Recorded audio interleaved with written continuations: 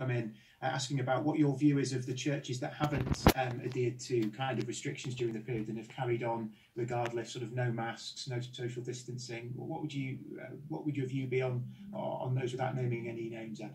Oh, I don't mind naming names, but I don't agree. The big question is, people ask me, should we go John Macarthur? And so let's name names, since that's what we're thinking in terms of.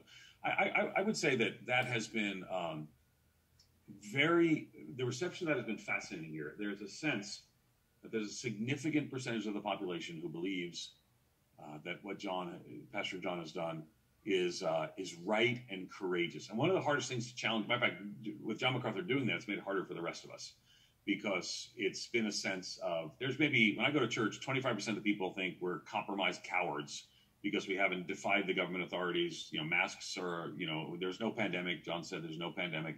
So what I would say is, saying things like there's no pandemic is really unhelpful. I would say churches are going to decide how best to gather, and I'm a real believer in the autonomy of the local church, and people should make those decisions with their elders.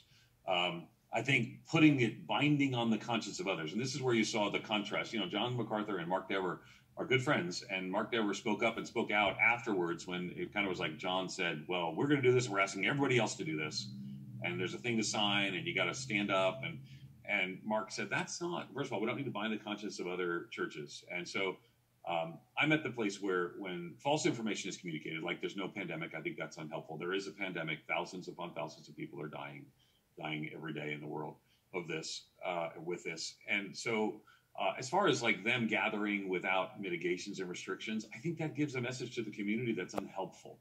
And when we see people in the community say, you're putting the rest of us in danger.